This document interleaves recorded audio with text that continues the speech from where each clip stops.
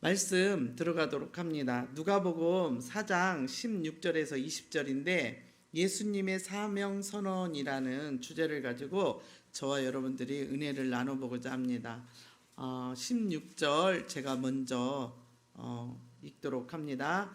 예수께서 그 자라나신 곳 나사렛에 이르사 안식일에 늘 하시던 대로 회당에 들어가서 성경을 읽으려고 서심해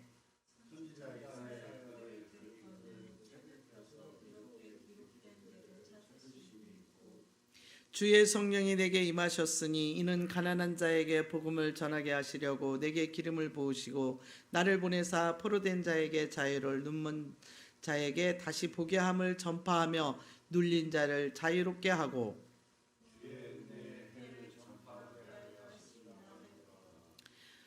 같이 책을 덮어 그 맡은 자에게 주시고 앉으시니 회당에 있는 자들이 다 주목하여 보더라. 아멘. 오늘 제목이 뭐예요? 제목. 나는 이러이러한 일을 할 거야. 그러면서 이제 선언하는 건데, 제 조카가 얼마 전에 와서 부모, 내가 뭔가를 보여줄 거예요. 내가 이제는 깨달았어요. 그러더라고. 그러고 가더니 지금 한 3개월 됐나? 한 번도 안 온 것 같아. 뭔가를 보여주겠다고 하고 갔는데 한 2달 됐나 보네. 아직 안 왔는데 이렇게 선언을 예수님이 하는 장면입니다. 우리는 말씀 들어가기 전에 이제 한번 생각해 볼 것이, 우리 이 땅에 사는 동안 사람마다 할 일이 있어요. 그리고 각자 하는 일이 다 달라. 똑같은 일을 하지 않습니다. 어떻게 달라요? 나이에 따라서 달라요. 첫째는 그 나이에 할 수 있는 일이 따로 있어요. 그리고 또 환경에 따라서 달라요. 그렇죠? 어느 환경에 있느냐에 따라서 그가 하고 있는, 이런 촌에 있으면 농사일을 하고 도시에 있으면 다른 일을 하겠죠. 사무실에 있으면 컴퓨터를 갖고 일을 할 것이고, 이렇게 다 다릅니다. 학생 때는 공부를 하고, 어린이 되면 직장에를 가고, 또 가정을 꾸리고 나면 가정에서 또 할 일이 또 따로 또 있죠. 그래서 어떤 직업을 갖든지 그 직업에서 할 일이 다 각자 있습니다. 세상에 나가서 이름을 내려는 자들도 그들이 할 일이에요. 이제 대통령 선거를 앞두고 이 사람 저 사람들이 막 나와갖고 하는데, 그 사람들이 왜 나왔을까요? 그들의 할 일이기 때문에. 그래야 나라가, 또 그런 사람들이 나와서 이렇게 또 뭔가 활동을 해야 나라가 또 세워질 거 아니겠습니까? 그들의 할 일이에요. 그래서 직책과 직무, 직위에 따라서 각각 할 일이 다르다라는 거예요. 특별히 믿음의 사람들은 자신이 태어남과 동시에 그 선택받은 사람들이 있어요. 그래서 자기는 이러이러한 사람이야 라고 하는 사람이 우리 가끔 있죠. 성경에도 보면 그렇게 선택받아서 택하는 사람, 태어난 사람들이 있어요. 사무엘이 있고, 또 누구죠? 선택받은 사람, 나신인으로 삼손이 있죠. 이렇게 선택을 받아서 자기가 태어난 것을 그 길을 가야 된다라고 이렇게 생각하고 가는 사람이 있어요. 그래서 그 사람들 생각 속에는 나를 보내신 것은 하나님이 원하는 일, 그분의 뜻을 이루는 것이 내가 할 일이다라는 그런 사명을 가지고 일을 합니다. 그러면서 그거 하는 거에 대해서 그 사명을 깨달은 자들은 전혀 불편하지 않아요. 내가 마땅히 할 일이어서 당연히 사명으로 사는 자들도 있습니다. 그러나 하나님께서 나를 불렀는데 왜 나는 싫은데 나를 왜 불렀을까 하면서 억지로 끌려가는 이들도 있죠. 우리 주변에 보면. 저도 그 중에 한 사람이에요. 그 억지로 그 길을 가는 사명도 있는데 그것도 사명입니다. 그래서 예수님이 십자가에 못 박힐 때 구레네 시몬이 지나가다 뭐하나 사람들이 많아서 구경하다가 억지로 흑인이라는 얼굴을 가져서 피부가 까맣다는 이유로 끌려가서 그 사람이 사명을, 십자가를 졌죠. 그것도 사명이에요. 그러니까 이렇게 어거지로 끌려가는 사람들도 그에게도 그게 사명을 감당하고 있다는 거예요. 그런데 중요한 것은 이렇게 알고 가는 사람, 순종하는 사람, 어거지로 끌려가는 사람도 있는데 때로는 사명을 모르고 세상을 살아가는 사람도 있다는 거예요. 하나님이 사명을 깨닫도록 부르셔서 그 부르심 앞에 서는 자들이 있는가 하면 전혀 그 자리에 서지도 않고 내가 왜 이 땅에 왔는지조차 느끼지 못하고 가는 사람들이 있어요.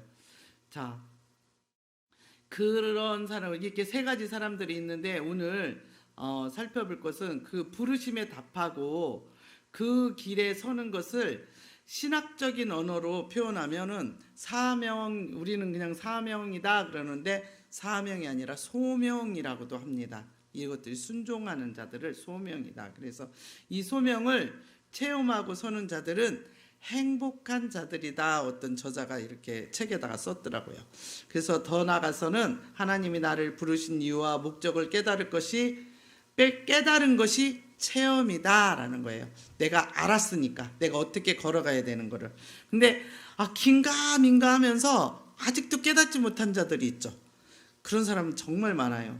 그래서 가끔 이런 사람들한테 제가 만나면 말해주는 게 아브라함 같은 사람들이다 그래요. 근데 아브라함은 어땠어요? 갈 바를 알지 못했지만 순종했어요. 그러고 가니까 하나님 앞에 복을 받은 자가 되었죠.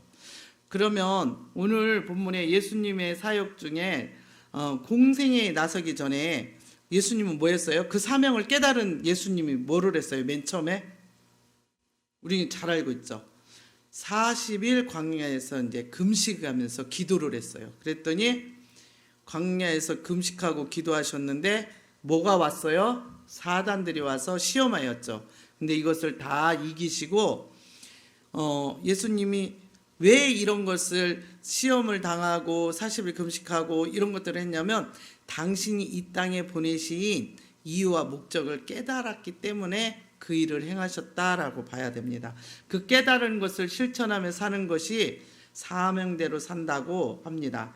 오늘 우리가 읽은 본문에서 예수님은 당신이 사명을 깨닫고 사람들 앞에서 당신의 사명을 이제 그 공개적으로 첫 사역을 이렇게 선포하고 선언. 그래서 제가 오늘 제목을 선언이라고 했잖아요. 사명을 선언하시다. 그래서 선언하고 계시는 장면을 저희가 본문을 읽었습니다. 첫 번째로 보면은 회당에서 성경을 읽으시는 예수님이에요. 회당은 어디예요? 지금 말하면 예배당이 있거든요. 성전은 예루살렘만 있었고 각 동네마다 이제 회당이 있어서 거기에 이렇게 조그만 교회가 있었던 거죠. 자, 16절에 뭐라 그래요? 예수님께서 그 자라나신 곳 나사렛에 이르사 안식일에 늘 하시던 대로 회당에 들어가서 성경을 읽으려고 서심해. 저는 이거 읽으면서 참 의미심장했어요. 당신이 자라난 곳을 왜 가셨을까? 내가 와보니까 별로 안 좋던데. 그립기만 한 곳이지 좋은 곳은 아닌 것 같아. 사람들이 오늘 본문에도 보면 이 메시아를 통하여서 반응이 참 썰렁해요. 예수님이 메시아 사역을 시작하면서 먼저 사탄과 아까 그랬죠. 대결하여 이겼다고 그랬잖아요. 이렇게 사탄의 시험을 이기신 후에 예수님이 어디로 가냐면 갈릴리로 오셔서 사람들을 만나서 원래 다른 복음서에 보면 구원 사역을 시작하셨어요. 그리고 갈릴리에 오신 예수님은 가버나움을 비롯해서 몇 곳에서 먼저 사역을 하셨습니다. 그런데 이렇게 거쳐서 예수님이 나사렛에 이제 오신 거예요. 그래서 자기가 태어난 곳, 그래서 회당에 들어갔었을 때 사람들이 예수님에 대한 소문을 이미 들었어요. 그래서 가버나움에서 기적 행하신 것을 소문으로 들어서 알고 있었죠. 근데 왜 누가는 지금 우리가 누가복음을 읽었잖아요. 누가복음은 예수님의 공생애의 첫 사역을 오늘 본문이 첫 사역으로 하고 있어요. 그러니까 저자가 이렇게 복음서에 4명이 있었지만 각자 어떤 예수님이 사역을 첫 번째로 등장하느냐에 따라서 각자 자기가 느낀 거 가장 중요하다고 생각하는 거를 필로자로 썼겠죠. 근데 오늘 누가는 오늘 우리가 읽은 본문이 첫 번째 사역으로 이렇게 올려놓고 있습니다. 그래서 누가복음 4장 23절에 보면은 예수께서 그들에게 이르시되 너희가 반드시 의사가 너 자신을 고치리라는 속담을 인용하여 내게 말하기를 우리가 들은 바 가버나움에서 행한 일을 내 고향 여기서도 행하라 하리라 한다고 얘기를 해요. 네가 그런 데서 뭐를 했으니까 한번 해봐라. 네가 의사냐 이렇게 얘기해요. 그러나 누가는 예수님이 갈릴리 사역 중 나사렛 회당의 사역을 첫 사역으로 소개했다고 그랬잖아요. 그 전에 일어났던 사건들과 예수님의 사역을 하나도 기록하고 있지 않습니다. 누가복음에서는 예수님의 사람을 만나서 구체적으로 하신 첫 번째 사역이 나사렛 회당의 선포를 나타내고 있어요. 그것이 이 사역에 그만큼 중요하다라는 것을 지금 의미하고 있습니다. 예수께서 그 자라나신 곳 나사렛에 이르사 안식일에 늘 하시던 대로 회당에 들어가서 성경을 읽으려고 섰다 그래요. 서심에 안식일에 회당에서 사람들은 성경을 읽고 납비들로부터 가르침을 받았다 그래요. 그러니까 유대인이면 돌아가면서 읽었든지 뭐 어떤 형식으로 성경을 읽었는데 성경에는 늘 하시던 대로 이렇게 성경을 읽었다고 오늘 본문에는 기록하고 있습니다. 성경을 읽는다는 것은 여기서 지금 우리가 책을 이렇게 피는 게 아니죠. 두루마리를 펴서 낭독하는 방식이었어요. 근데 오늘 본문에서 예수님은 성경을 읽으라고 서심해 하는데 준비가 되어 있었다라는 것을 의미하고 있어요. 우리가 성경을 왜 읽습니까? 성경을 읽는 이유는 신앙인이라면 당연히 하나님의 말씀을 읽어야 된다. 우리는 그렇게 가르침을 받았죠. 말씀을 읽는 것은 신앙인의 생활이기도 해요. 우리가 반드시 그래서 우리가 늘 큐티를 합시다. 아침마다 새벽에 뭔가 말씀을 읽어야 되는 그래서 성경을 읽고 또 성경을 읽고 끝나는 것이 아니고 성경을 읽으면 우리에게 여러 가지 유익이 나타나요. 근데 제가 이제 두 가지를 한번 찾아봤어요. 첫 번째, 성경을 읽으면 뭐가 나타날까라고 봤더니 하나님의 뜻을 깨닫게 돼요. 성경을 읽음으로써 하나님의 뜻을 깨닫게 되더라고요. 하나님이 나와 세상을 향한 뜻을 깨달아야 내가 그분의 뜻을 이루기 위해서 나의 자세와 생활 태도를 하나님 뜻 가운데로 향하도록 이렇게 하며 살아갈 수 있다라는 거예요. 뭐예요? 그래서 가끔 나침판의 역할을 한다. 성경 말씀을 통해서 말씀은 나침판이다라고 생각을 하시면 되고 그러한 역할을 감당하고 있다라는 거예요. 두 번째로는 성경을 읽으면 우리가 교훈을 얻게 됩니다. 지혜를 얻어요. 성경에는 성경 인물들의 삶을 읽어요. 우리가 성경을 읽으면 66권 중에 얼마나 많은 사람들이 등장하면서 그들이 살아온 거가 기록되어 있는 거 읽지 않습니까? 그래서 거짓이 없는 그 상황을 읽으면서 악한 것을 멀리하며 선한 일을 하도록 도와준다라는 거예요. 성경에는 정말 왜 거짓이 없냐라고 우리가 말하면은 정말 감추고 싶은 일들이 낱낱이 기록되어 있는 게 성경이에요. 뭐 딸이 아버지와 동침하는 사건이라든가 며느리하고 시아버지가 만나서 그 다윗의 뿌리가 되는 사건이라든가 이런 것들은 조금 거룩하게 포장됐으면 하지만 그런 것들을 거짓이 없게 하기 위해서 낱낱이 기록하고 있다라는 거예요. 그래서 디모데후서 3장 17절에 뭐라고 말하냐면은 이는 하나님의 사람으로 온전하게 하며 모든 선한 일을 행할 능력을 갖추게 하려 합니다. 그래요. 성경의 말씀은 우리를 온전하게 하며 모든 선한 일을 행할 능력을 갖추게 한다. 오늘 예수님은 성경을 읽는 모범을 보이셨어요. 앞에서. 비록 문화와 환경과 습관에 따라 성경 읽는 방법은 다르겠지만 분명한 것은 성경을 읽고 뭐 해야 돼요? 하나님의 뜻을 깨달아야 된다라는 거예요. 그 뜻을 깨닫지 못하고 분별하지 못하면 읽는 게 아니죠. 드라마를 봐도 우리가 깨닫는 게 있지 않습니까? 그럼 그 뜻을 어떻게 깨달아야 되냐? 두 번째 보니까 이사야의 기록에 펼치신 예수님이에요. 17절에 한번 읽어보세요. 시작. 선지자 이사야의 글을 드리거늘 책을 펴서 이렇게 기록된 데를 찾으시니 곧. 자, 누군가가 예수님이 단상에 가서 딱 섰더니 두루마리가 크니까 누군가가 갖다가 줬어요. 두루마리가 그 당시에 이렇게 쪽쪽이 이렇게 가죽으로 이렇게 두루마리를 해놨는데 내가 이거를 한번 찾아봤어요. 통권이라 그래서 찾아봤더니 크기는 대략으로 여러 가지 설이 있는데 대충 가로가 3m에 길이가 8m 정도 된대요. 성경이. 그러면 여기서 벽에서 막 이렇게 해도 우리가 여기 9m죠? 3m 되는 그런 책을 펴갖고 놓고 읽는 거예요. 근데 그게 통째로 다른 것들은 이렇게 조금씩 이렇게 나눠져 있는데 이사야는 통권으로 되어 있다라고 이렇게 찾아보니까 있더라고요. 그래서 회당에 들어가서 성경을 읽으라고 섰다고 그랬잖아요. 근데 그 주는 사람이 있어요. 오늘 본문에 보니까 이사야의 글을 드리거늘. 근데 뭐라 그래요? 책을 펴서 이렇게 기록된 데를 찾으시니, 그 이사야 전체를 읽은 게 아니고 지금 우리가 본문 읽었던 그거를 읽잖아요. 예수님이 이사야 66권 중에 이사야 오늘 본문을 찾아서 읽었다라는 거예요.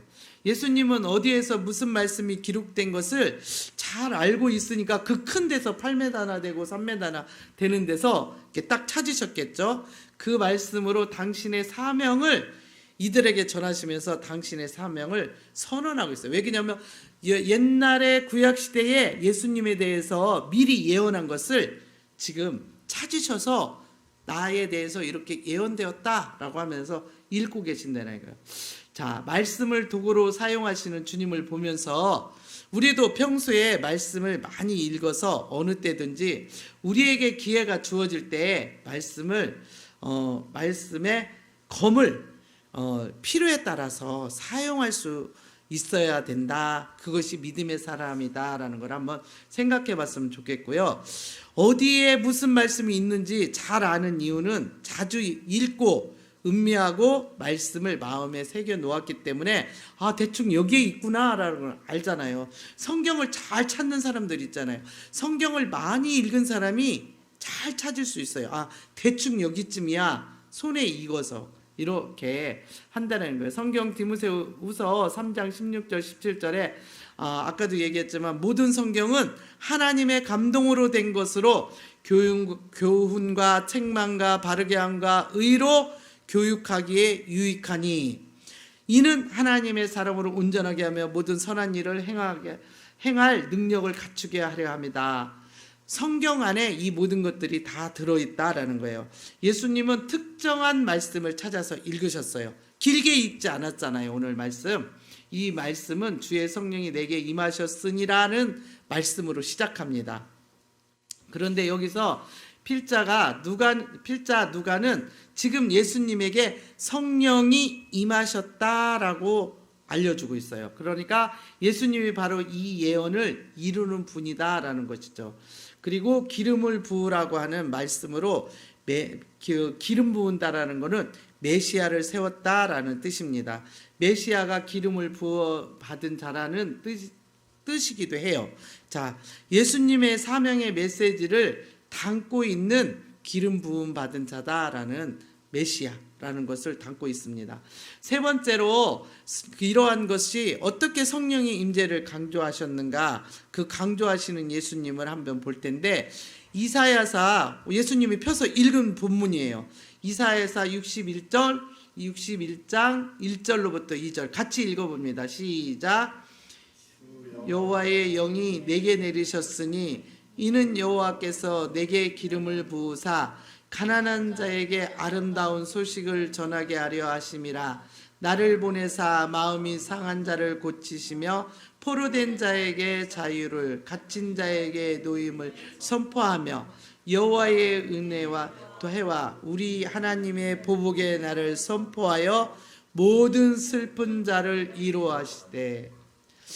자, 뭐라 그래요? 딱 펼쳤는데 이 부분만 딱 읽으셨어요. 예수님의 사명 선포 앞에 주의 성령이 임하셨다. 누가가 아까 그랬다 그랬잖아요. 이 말을 보면서 우리가 사명을 받는 것이 우리의 깨달음과 선택으로만 가능하지 않다라는 거예요. 성령님께서 도와주셔야 된다는 겁니다. 그런데 성령님이 아무리 도와줘도 깨닫지 못하고 그거에 반응하지 않는 분들이 또 있어요. 고집이 센 사람들. 저는 이렇게 작은 학교를 다니다 보니까 거기 오는 사람들을 보면 연세가 나이 먹어서 신학을 하시는 분들이 있어요. 왜 그럴까요? 고집 때문이에요. 고집 때문에 늦게 깨달음을 받고 오는 거죠. 자, 우리 지식으로 지혜로 재능도 필요하지만 가장 중요한 것은 성령이 우리에게 오셔야 한다라는 것입니다. 우리는 누구나 영에 이끌려 살아요. 어떤 영에 이끌려 살아요? 어떤 이는 악한 영에, 어떤 이는 음란의 영에, 어떤 이는 거짓의 영에, 어떤 이는 분열의 영에, 또 어떤 이는 욕심의 영에, 어떤 이는 탐욕의 영에, 또한 습관의 영에 또 붙들려 사는 사람도 있어요. 우리는 이런 영을 받아서는 안 되겠죠. 우리는 하나님이 주시는 성령의 영이 오셔서 우리를 인도함 받아서 이끌림 받는 저와 여러분이 돼야 됩니다. 성령의 영이 우리에게 오시면 하나님의 말씀을 깨닫고 그 말씀에 감동을 받고 또 우리가 내 마음에 이끌리거나 욕심에 이끌림 당하지 않고 하나님이 원하는 일을 하면서 살아가는 자들이 성령에 이끌린 자다라고 볼 수 있습니다. 오늘 이사야서 61장 1절에 주 여호와의 영이 내게 내리셨으니, 하나님의 영, 성령이 내게 내리셨다라는 거예요. 또 이는 여호와께서 내게 기름을 부으셨다라고 얘기해요. 세워주셨다라는 거죠. 메시아로 할 일을 주셨다라는 거예요. 기름을 붓는다는 말은 선지자라는 특별한 사명으로 세웠다는 것을 의미합니다. 그래서 목사님들을, 또한 장로님들을 기름 부음 받은 자다 이렇게 얘기를 해요. 그냥 세웠다라고 하지 않고 기름 부음 받아 세웠다. 이처럼 주의 성령은 우리의 사명을 깨닫게 하십니다. 예수님은 이사야서 글을 읽으며 당신의 사명이 여기 있다라고 선언하고 오늘 계십니다. 그리고 가난한 자에게 아름다운 소식을 전하게 하려 하심이라. 나를 보내사 마음이 상한 자를 고치며 포로된 자에게 자유를, 갇힌 자에게 노임을 선포하고 있습니다. 예수님은 예언대로 가난한 자에게 복음을 전하셨어요. 이 말씀은 가난한 자에게만 복음을 전하고 부자는 제외시키겠다는 뜻은 아니죠. 그렇죠? 당시에 가난한 자는 비천한 사람을 대표하는 사람들이었습니다. 이들은 구원이 가장 필요하면서도 구원에서 가장 먼 곳에 있는 자들이었기 때문에 예수님께서 이들을 먼저 챙기신 것입니다. 이렇게 어떤 사역이든 어떤 사명이든 성령의 임재가 있어야 함을 보여주고 있어요. 성령의 임재가 없으면 사람이 힘으로 능으로 하다 지쳐서 쓰러지고 만다라는 것을 보여줍니다. 우리도 성령의 임재를 구하고 성령이 각자에게 구체적인 사람의 재능과 성격, 환경에 따라 다르게 인도하겠지만 우리는 성령의 구체적인 지시에 마땅히 순종하는 우리들이 돼야 된다라고 봅니다. 이렇게 살아갈 때 우리의 각자의 주신 사명을 감당하는 자들이 될 수 있습니다. 결론입니다. 19절과 20절에 보니까 주의 은혜의 해를 전파하게 하심이라 하였더라. 주의 은혜의 해를 전파하게 한다. 그러면서 이렇게 내가 왜 이 일을 하냐, 이렇게 가난한 자들에게, 눈먼 자들에게, 소외된 자들에게 왜 내가 이 일을 해, 병든 자들에게 하냐면 주의 은혜를 비치게 하기 위해서 이 일을 한다라고 성경은 기록하고 있죠. 그러면서 20절에 뭐라 그래요? 책을 덮어서 그 맡은 자에게 주고 앉으시니 해당에 있는 자들이 다 주목하여 보더라. 이때 당시의 예배 형식은 랍비들은 이렇게 앉아 있고 이렇게 성경 낭독하는 사람만 서서 낭독을 하고 난 다음에 그 다음에 이제 자리에 가서 앉았대요. 그러고 나면은 랍비들이 이 말이 무슨 말이냐 그러면서 이제 풀어서 이렇게 이제 설교를 해주는 거지. 그러면서 듣고 이렇게 했다고 합니다. 그래서 우리가 구체적인 사역을 지시받는 일이 이제 이때 일어나는 거죠. 그래서 우리가 하나님의 뜻이 무엇인지, 무엇이 드러나야 되는지, 무엇을 해야 되는지 오늘 예수님께서 그 해를 비추게 하려 합니다라고 얘기를 하셨어요. 이것은 주님의 은혜가 드러나는 사건이었다, 그 현장이었다라고 볼 수 있습니다. 그 은혜는 성령을 체험하고 난 자들이 사명을 선언하는 그러한 모습인데, 그것이 바로 예수님이 그 성령을 체험하고 금식기도 끝나고 성령이 충만해서 사단을 물리치고 나서 자기의 사명을 선언한 거다라고 봅니다. 이러한 자들이 있죠. 사명대로 사니까 사역에 그들의 삶에 열매가 나타납니다. 이렇게 사는 자들에게는 그 열매는 뭐예요? 열매는 뭐가 이렇게 사과, 귤 뭐 이런 게 아니고, 그 열매는 그들의 삶 속에서 간증으로 나타나요. 그래서 그 간증으로 해서 그 주변에 내가 어떠한 하나님의 체험과 어떤 간증을 가지고 있으면 그 주변에 옆에 있는 사람들에게 증인으로 설 수 있습니다. 내가 이러한 일의 증인, 주위 사람들이 또 증인이 되어줘요. 그래서 그 삶이 뭐예요? 기독교 용어로 하면은 빛의 삶으로 살아내며 나타내고 낸다라고 볼 수 있습니다. 주님의 은혜는 우리의 시작이고 과정이며 결과입니다. 하나님의 은혜로 우리의 시작이 되고 과정이 되고 결과가 된다는 거예요. 은혜는 나의 의지를 움직이고 나의 사역 동기가 되며 그 사역의 내용이 됩니다. 그래서 뭔가 안 하던 걸 하면은 사람들이 이래요. 은혜 받았나 봐. 하지 않던 걸 하면은 이렇게 말하잖아요. 은혜 받았나 봐. 뭐가 달라졌어. 이게 은혜예요. 자, 우리의 사역으로 주님의 은혜가 이렇게 드러나야 돼요. 그래서 주변 사람들이 은혜 받았나 봐 라고 얘기할 수 있는 사람. 오늘 말씀에 예수님은 하나님의 은혜를 전파하시며 당신의 사명을 선언하셨습니다. 그 뜻이 그 예언의 말씀을 명확하게 하게 만들기 위해서 사람들이 주목하여 보았다라고 성경을 기록하고 있어요. 그러면서 어린아이와 같은 우리에게도 말씀을 깨닫게 하시는 분이 하나님이시라는 것을 우리가 오늘 본문을 통해서 깨달았으면 좋겠고요. 우리가 많이 알기 위해 날마다 수많은 책을 읽고 시사를 보지만 그것으로 다 하나님의 뜻을 알 수 없습니다. 그렇죠? 우리가 올 한 해에도 어떻게 주님의 부르심 앞에 나가며 각자에게 주어진 사명을 깨닫고 그 사명을 소명으로 살아내어 열매 맺는가라는 것은 말씀과 기도에 있다라는 겁니다. 그래서 말씀으로 이렇게 열매를 맺을 수 있다. 자, 오직 하나님의 말씀으로 믿음과 지혜를 얻어서 매일 말씀을 읽을 때마다 가슴에 새겨서 교훈과 책망과 바르게 함과 의로 교육을 받아서 하나님께 쓰임받기에 합당한 자들로, 그러한 성도들로 살아내는 저와 여러분 되시기를 간절히 축원합니다. 아멘. 자, 한 주간의 기도 봅니다. 같이 읽습니다. 자, 시작. 세상에서 쓸모없는 사람들을 부르시고 사명을 주신 하나님 아버지 감사합니다. 우리는 하나님 앞에서 여러 가지로 부족하니 성령을 충만히 부어주셔서 새 사람이 되는 능력을 받아 하나님께서 쓰시기에 합당한 종들이 되게 하옵소서. 예수님이 당신의 사명을 깨달으시고 회당에서 말씀을 가르치신 것처럼 우리도 부족하나 하나님께서 주신 사명을 깨닫고 섬기는 일을 잘 하도록 성령님 함께하여 주옵소서.